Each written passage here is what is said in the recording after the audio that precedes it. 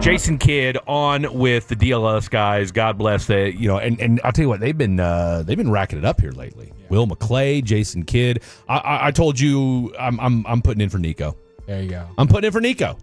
Okay, doing it. Well, speaking of Nico, we'll just go ahead and jump to cut 7. What is Jason Kidd's relationship with the general manager of the Dallas Mavericks, Nico Harrison? Yeah, I think my relationship with Nico is at a high.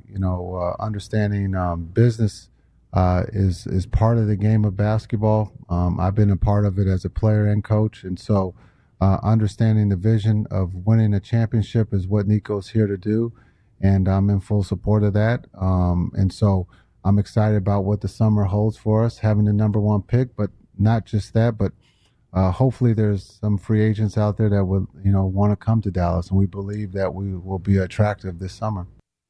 Do you agree with that sentiment? Because we talked about this pre-show and we talked about this months ago, that the Dallas Mavericks as a free agent destination would not be very attractive. With what you did to Luka, what you did to Quentin Grimes, obviously how the season ended, that no player as far as for basketball reasons and loyalty reasons of how the front office handled their players, we said it's very unlikely that high-level free agents are going to want to come to the Dallas Mavericks. Now, role players were obviously just always trying to get paid.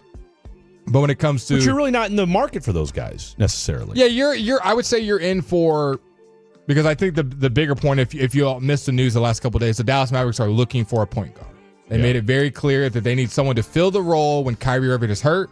And then Jason Kidd also talks about while he's on this podcast that he wants someone that can play without Kyrie while he's out, with Kyrie when he comes back, and then maybe a bench role, a lesser role when Kyrie's in full form, playoff time. Like, he doesn't need someone better than Kyrie. It's kind of what I gleaned. He needs someone that's maybe just a tick below him.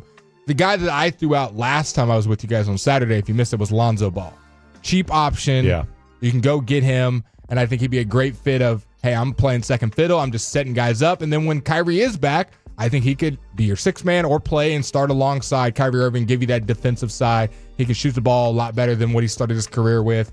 I think he's personally a great fit. But when you look at guard options, when you look at how attractive or not attractive you think the Dallas Mavericks will be as free agents. Wildly attractive. Okay. So who wildly attractive. Who are just some names or just a type of player that you want the Dallas Mavericks to acquire? I mean, it's going to have to be it's going to be a veteran type guy. I mean, it's going to be what he's done. I mean, I'll say this. Do you want free agency or do you want trade? Do you want them to give up assets and do it, or do you want them to shell out some money? I want Nico to go back to being the Nico that he was outside of trading Luka. I mean, CA and I talked about this yesterday. Look, I understand it's hard to not paint Nico with a broad brush. I agree wholeheartedly. The way he disparaged Luka on the way out was a poor look. That said, from a GM perspective, prior to that, there were zero issues with Nico. So I have no problem with Nico now that Cooper Flagg is going to be in the fold, and we're about 92% that's going to be the case. But with Cooper Flagg in the fold, now Nico can go back to being Nico again and do the things that he did, whether it was signing a Quentin Grimes, okay? And oh, by the way, I can argue both sides of it.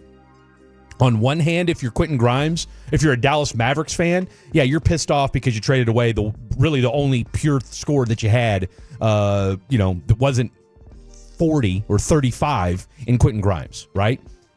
But here's the thing. Trading him away to Philadelphia. Now, I'm not saying he couldn't have had 30-point games here in Dallas, but do we think he would have gone on the same scoring run that he went on when he went to Philadelphia? I don't know. But I know this much. Nico helped get him paid. All right. Quentin's performance in Philadelphia is going to get him a fat contract. All right. I don't know that he gets that same kind of contract if he stays in Dallas. So say what you want about Nico from that perspective. Again, I'm really not concerned. It's almost like now that Cooper Flagg is here, or at least, again, knock on wood, it has leveled the playing floor as far as I'm concerned when it comes to Nico Harrison. And now you can say, okay, Nico, go back to being the great GM that you were prior to trading Luka. Okay, I'm going to read off some names that are going to be free agents this summer.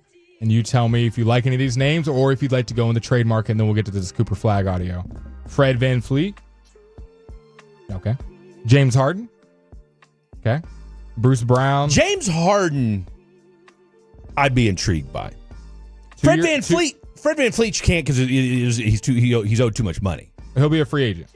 Well, they're gonna do. They pushed his date back to June 28th. He's got a club option. Yeah, he's staying in Houston. Bruce Brown Jr. But James Harden, he's got a player option for $36 million. Kyrie's player option is $44 million. Oh well, if he's got a player option for 36, he ain't going anywhere. Okay. Tim Hardaway, no. Malcolm Brogdon, no. D'Angelo Russell, unrestricted free agent. Made $18 million last year. Who was he with last year? Brooklyn? Correct. Next. Karis LeVert, next. Luke Kennard, Dennis Schroeder, Matisse Thybulle, who Mavs fans have been wanting for years, but I think he's 28 now. We wanted him when he was like 24. Chris Paul, Trey Jones, Pat Connaughton, Gary Payton, Josh Giddey, restricted free agent. Yeah, but I was going to say Josh Giddey's a restricted free agent. Malik Beasley from Detroit. Was second in the league. No, actually led the league. I think he led the league in threes made this past season. Would you be interested in a guy like that? All right, I'll say this. I think the Mavs need a playmaking guard. They don't need I think they do in theory need a shooter, but they need a guy that when Kyrie's not there for half the season, you don't want Brandon Williams. I love Brandon Williams. We don't want him being their starting point guard setting up every play. You need somebody that's going to set up Cooper Flagg, set up AD, set up whoever else is starting in the lineup with them. So that and you need what you really need is you need somebody that can either like I said, be that backup guy, or kind of play that role while Kyrie's gone, but then can also play the two if need be when Kyrie comes back. Yeah. That's where Malik Beasley might be. But Malik Beasley ain't setting the offense up. He's a two. That's what I'm saying. He doesn't really. He works when Kyrie's healthy, but when Kyrie's not, then you're just. Doesn't really help you at all. That's why I think the Lonzo Ball thing is. I like Lonzo. I think you might have cracked the code with that one. Okay, well let's crack another code. And here's the other thing too, real quick. Mm-hmm. That's a Jason Kidd kind of guy. Oh yeah. That's a Jason Kidd kind of guy right there. Because here's the thing about Lonzo Ball that you like. He's a gym rat. All right, he's got a good work ethic, and his main callback has just been being hurt. That's really what it is. And there's a lot of similarities to his game on a much lower level. Let's get that straight. I'm not trying to disparage Jason Kidd in any way, but look, Jason. It took a while before Jason Kidd was considered he had a decent shot. And it took Lonzo Ball a little while before he had a decent shot. So I think there'd be a lot of symmetry. You're looking at a little bit better offensive-minded Dante Exum. Yeah, he played 55 games, 52 his rookie season, 47 the year after that, 63 in New Orleans, 55 in New Orleans, and then lost his knees, and then played 35 games the last two seasons in Chicago. But 3-point percentage jumped up from. He shot 42%. He played how many games last year? 35. Started in half of them. Played 22 minutes a game. But that was towards the end of the season, though, right? Yep. He only shot 34% from three. The year before that, he was shooting 42% when he was playing and averaging 13 points. Okay, let's get to what did Jason Kidd have to say about the future number one pick, the Duke boy, the kid from Duke, Cooper Flagg. I see a young man who's only 18 years old who can do a lot of things. One, he won't be 19 until December, which is really surprising. But I think when you talk about being able to play 2 through 4, and in today's game, you might be able to sneak him around the 5 if we're going to label him as a position player. But maybe there's still some growth. Only being 18, he could still grow here. But I think you can play him, at the 2. His ability to shoot the ball, to be able to put it on the floor. Again, as I talked about, we can have a big group out there that could start. I think that Jason Kidd and Cooper Flagg are going to be a match made in heaven. Absolutely. Cooper Flagg is a match made. Anybody that's a baller, a coach, a dog is a match made in heaven. And I think a very important part was brought up in that he's only 18, not going to be 19 until December. December 21st. I think there is a decent chance that he grows some more. Look, the kid ended up, he's like what? They say 6'8", 6'9", so he's probably around 6'7", 6'8". Hell, he might be 6'9", 6'10" when it's all said and done. He's 6'10". If he's closer, hey, Larry Bird was 6'8", 6'9". So I'm just saying. Just throwing that out there, people. Jason Kidd also mentioned that out there. He doesn't mind playing a big lineup. Yeah. So that might mean your PJ Washington, he might be staying here after all. I'm asked to Tolos.